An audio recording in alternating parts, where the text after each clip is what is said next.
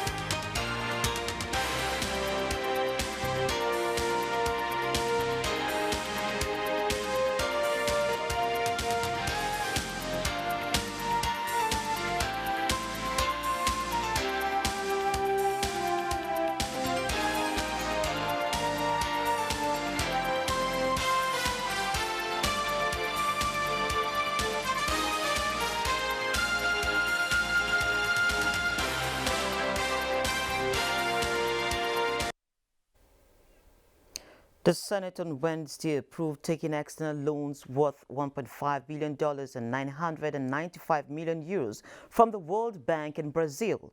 Nigeria is taking on the debt to try to curb the economic heat of the coronavirus pandemic, which last year pushed the country into a recession from which it began to slowly recover in the fourth quarter of 2020. The financing includes two $750 million loans from the World Bank for the fiscal support for the 36 states and to enhance mechanized agriculture. The second, to offset the pandemic's impact on livelihoods. That the loan is in the immediate best interest of the Nigerian state and its citizens in dealing with the COVID-19 pandemic. I want to find out now, Mr. President, if the committee in making these recommendations to us had the opportunity to see the terms and conditions of these loans. Thank you, Mr. President. But having said that, I'm in support. Let me be on the record. Within the 5 years moratorium, we are still going to be servicing the interest on the loan before the repayment starts for 25 years. Next time, I will suggest we call the State Assembly committees, whether finance or appropriations, because they are the ones to oversight the implementation of the loan. We cannot go to the state and start saying, where is the fund used? In another business development, the Federal Executive Council has approved more than 8.3 billion naira for the completion of the construction work on Sokoto, Tambol, Jega, Makera Road projects in Nigeria's northwest sub-region. Works and Housing Minister Babatunde Fashola announced these while briefing journalists after the council's meeting presided over by President Muhammadu Buhari. And the reason was for price changes essentially between 2012 when the contract was awarded and now materials and costs have changed, and also the scope of works of the 85 kilometers of the road has to be changed now from rehabilitation to reconstruction because it has deteriorated from when it was awarded 12 years ago. The World Bank on Wednesday said businesses in Nigeria lose about 29 billion naira annually as a result of unreliable electricity. It also observed that Nigeria had the largest number of people without access to electricity in the world, as every 1 in 10 people without access to electricity now reside in Nigeria. The bank made this known in the Power Sector Recovery Program fact sheet, which was presented during the World Bank virtual dialogue with energy reporters on Wednesday.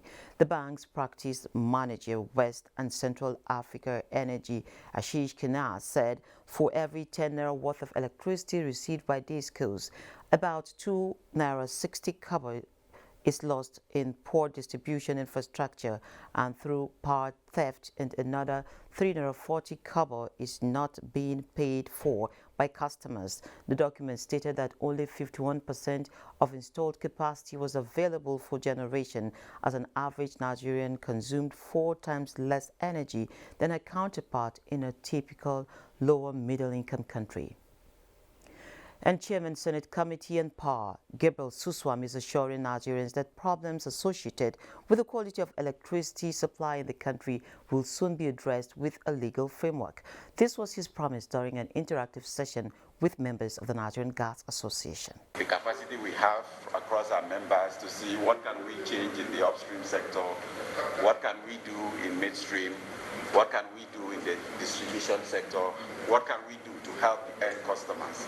We have ideas, we have proposals, we are very keen to share with the committee. So we need to start understanding these things are doable. There's not, some of them are even plug and play. We just need to change the game a little bit and attract investors. So all that the electricity bill that we're putting on the table on the floor of the Senate is doing is to create a legal backing. Any person who is investing in Nigeria will look at the extant laws that protect their investment.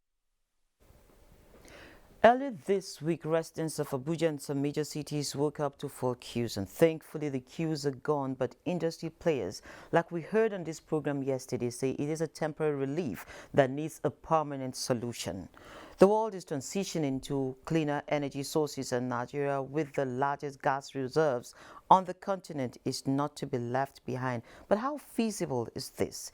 I have joining me virtually from Lagos, Osadiano Sen Masede. He is the Publicity Secretary of the Nigerian Gas Association and Corporate Communications Lead for Aeroton Exploration Company. You're welcome to Business Express. Good morning. I also have in Lagos Balazaka. He is a public affairs analyst. You're welcome. Thank you. Great. So let's begin with Masede. Okay, Balazaka. Long queues at fuel stations resurfaced in major cities in Nigeria due to short supply of petrol and are only just disappearing. We hear it is a temporary relief. What, in your opinion, is a permanent solution? Well, when you talk about this gas is a different product completely. Transition to gas is something global. It's actually a global drive towards cleaner fossil fuel. But the issues we have that have to do with shortage of petrol, diesel, and kerosene are purely local. So that's something that we need to get clear. It is the entire global community that wants to move towards cleaner fossil fuel, and that's why we're talking about transition to gas. But in our own case as Nigeria, when you talk about shortage of petrol, shortage of diesel, and shortage of kerosene, it is something completely local, and they are completely not related. But generally, when you talk about transition to cleaner fossil fuel like gas, I don't see that one crystallizing in the next quarter of a century, which means they are completely different. But we have so much quantity of gas in Nigeria, more than 200 trillion cubic feet of proved reserve, meaning we can get that gas. So we need to look at the basic things we can even deploy the gas and achieve. A given example is we can treat the gas and get lean gas that we can use to drive gas turbines and generate electricity. From gas, you will get ammonia, and from ammonia, you will get urea. Then from urea, you will get fertilizer, and that can help us to boost food security. So let us start looking at it from that angle. But the global transition to gas is completely a different thing. It is not related to the local shortage that we are experiencing of energy or energy mismanagement in Nigeria. Okay, so how will this, from all what you've explained, with the situation we have facing us, really, isn't it time we look elsewhere because we are having to deal with queues? It's now becoming frequent. Not really. If you look at it, ours has been a case of mismanagement of our resources, whether material or human. If you look at it, there was a time we had coal and we had bitumen. There are some countries that drive their energy sector today and generate revenue using coal. A given example is South Africa and China. So it is not the raw materials or the materials endowment that is the issue in Nigeria. If we couldn't manage coal and bitumen properly, it was very clear that we were not going to be able to manage crude oil effectively. And if we couldn't manage crude oil effectively, then it is very clear that we may not even be able to manage the gas properly. So it is one thing to have the resources, it is another thing to manage it properly, and it is on a different thing entirely to key into a global vision of moving into a particular energy source, in this case, transition to gas. Okay, let me just pause you now and bring in Mr. Osadianusen into the conversation. And Mr. Maside, if you can hear me, like the global agenda, government's plan and promise for the transition to gas as an alternative to petrol is a noble one, but how practical? Maside. Well, there are issues that need to be fixed that might make this a long way. But I'll state that studies have shown that for every $1 invested in natural gas utilization, there's a $3 growth in GDP. This is a global fact. But where's the political will to drive this investment? So we're talking about long way to freedom. In this regard, we're talking about poverty alleviation. So we're talking about gas being a means to alleviate poverty, grow your GDP. Are you aware that natural gas is responsible for 80% of Nigerian power generation? It is a critical resource. I saw that we were losing, the statistics that was shown in the recap earlier in the news, how we were losing $29 billion because of the lack of electricity. So there's a large possibility for us here. The ACFTA, which is the African Continental Free Trade Agreement, makes even a bigger market. So there's a large market for potential Nigerian investors to trade in also, but only if the right industrialization is enabled. And this is one of the things that we have to look that makes this long way to freedom shorter. If government can assist, with certain things which have bedeviled the industry, because you cannot look at oil and gas in isolation from oil, because despite we being a major gas province with about 600 TCF of proven reserves, we still have relied so far on oil. And you need to understand that the legislation that has been powering gas has been from old oil legislation, which didn't capture gas. You have this evidence in everywhere, upstream, especially where people, the offshore drilling, you do not have an agreement that decides what happens to the gas, but that's besides. So let's go. Infrastructure, there's a deficit. So gas needs to have standalone infrastructure from exploration and production, pipeline network, transportation, and monetization of our 600 TCF of unproven reserves. Okay, so let me just, can I just come in here to ask you, what is the situation like in other climes? And really, what are those lessons that you think Nigeria needs to borrow from these other climes to address these energy challenges? Well, we have to jump to that. We have to be very careful. The global energy mix is moving towards renewables. We're all well aware, not even necessarily gas, to reduce CO2 emissions. Though gas, continues to increase its share of global energy demand in the next 10 to 5 years, as the information we get from various sources. The only fossil fuel that will do so, and then it's supposed to peak in the late 2030s, and all evidence says gas demand in 2050 will still be 5% higher than it is today. And gladly, the minister has come to say we're now in a decade of gas and wants to show more support. So to drive this home, I'm just going to say gas has to be supported as a standalone industry, free from the shackles of oil, like as I was saying initially. Findings have, for every 1.27 billion CF of gas investment, 4 million jobs created, and we have 600 TCF. Do the math. So gas solves our employment challenges Fertilizers are a byproduct of in the gas value chain. You're increasing local food production. We're having an increased FDI. Gas is pretty much Nigeria's redemption. The future is gas. So, if I'm going to ask you, how aware are the bulk of Nigerians on these points you've just marshaled out? Sorry, can you repeat that again? I mean, from being an expert, how aware or how readily acceptable is gas to the average Nigerian out there? So this is what we've said. There are already issues, but there are schemes that we hope will come to the aid of the average man, so that gas is now accessible to them.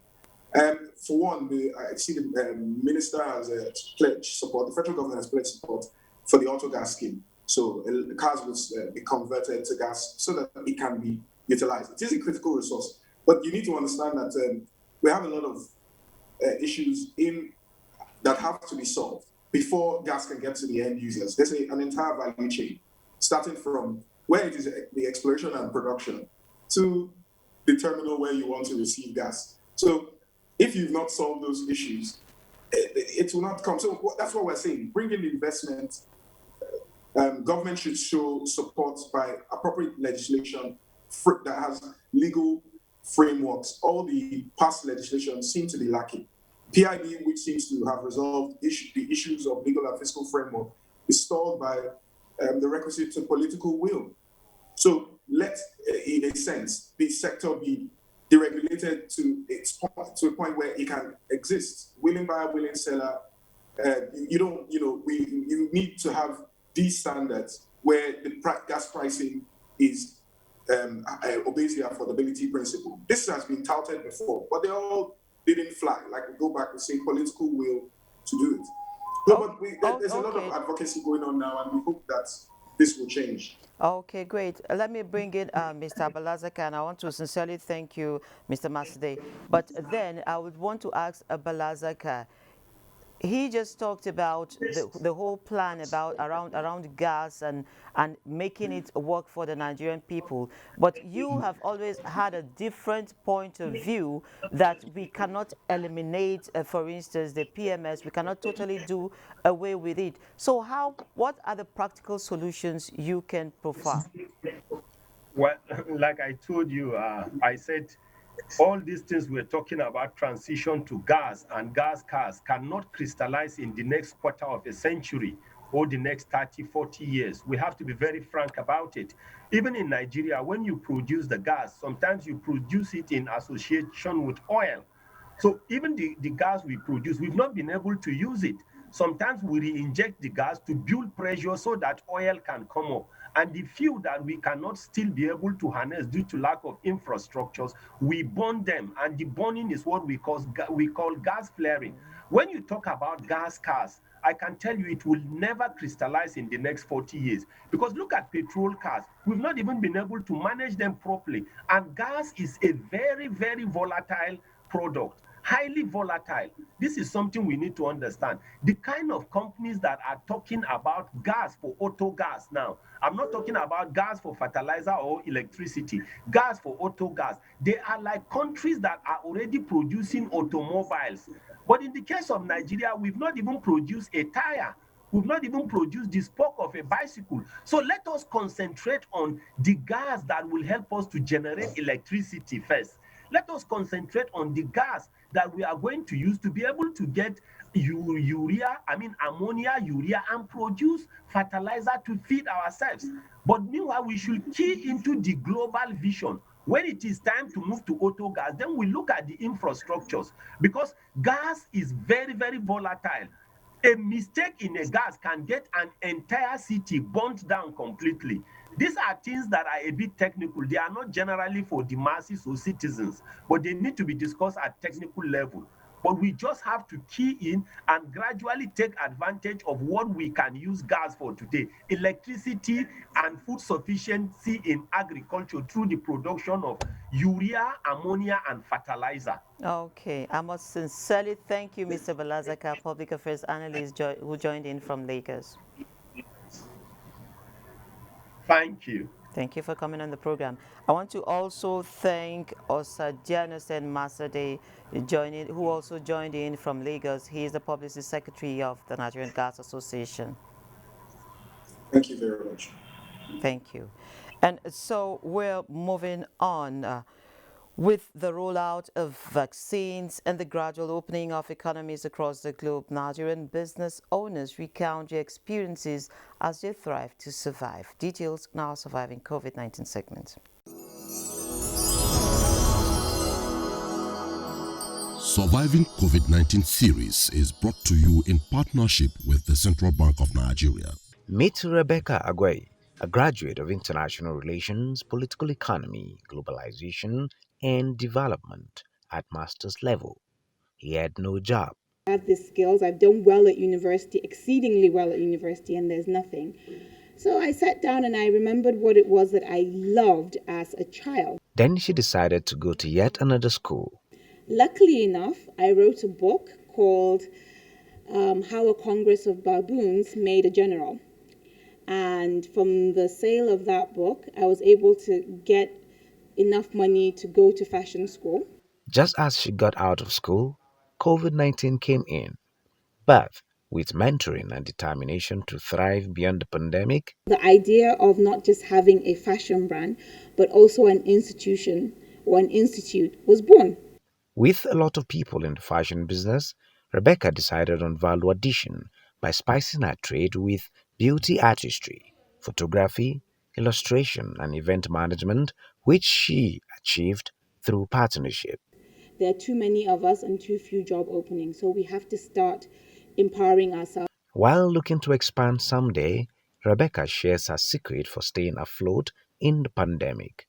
You've got a budget, you have to try as much as possible to work within that budget.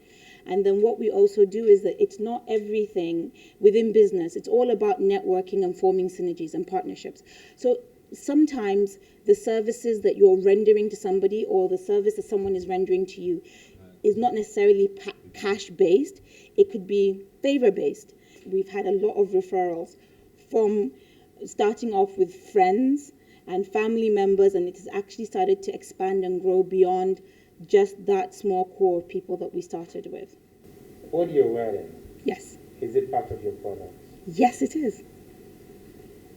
This is part of our products. These are part of the designs. This is what I designed this, and we made it right here in Abuja. And as she succeeds, she believes in holding hands and flying together. This is demonstrated in her passion for youth empowerment, expressing free of charge training for youth and women. Surviving COVID-19 series is brought to you in partnership with the Central Bank of Nigeria. On the stock market, Japanese shares jumped Thursday after two-day declines. Boss Stable has a summary of global markets. Stocks in Asia Pacific largely rose in Thursday trade following an overnight bounce on Wall Street. The Nikkei in Japan jumped 2.38%, recovering partially from 2 days of losses earlier in the week. The Topix index gained 1.53%. South Korea's Kopsi advanced 0.33%. Over in mainland China, the Shanghai Composite was slightly lower, while Hang Seng Index was 0.54% higher. U.S. stock index futures declined slightly in early morning trading on Thursday, eating into the major averages gains from Wednesday's session. Stocks rose on Wednesday during regular trading hours, snapping a two-day losing streak as companies tied to the economic reopening led the way higher. Futures contracts tied to the Dow Jones Industrial Average slid 28 points. S&P 500 futures and Nasdaq 100 futures both traded marginally lower. European stocks advanced early Thursday following a global rebound in markets after days of negative sentiment. In Africa, South Africa's JSE Africa Top 40 gained 0.4% and Namibia's overall index 0.03%, while other markets around the continent are yet to post Thursday's figures as at the time of this report. Boss Able, Business Express. That's it on this edition of Business Express. Remember to keep in touch with us by sending in your comments, observations, and suggestions. Also, be informed that all previous episodes are available on YouTube on the NTA's channel. You can also communicate with us on Twitter, and the handle is NTA News Now. The hashtag is BizX. Join us again Friday at 3 p.m. I'm Leah Katung. Bye-bye today. Be safe out there.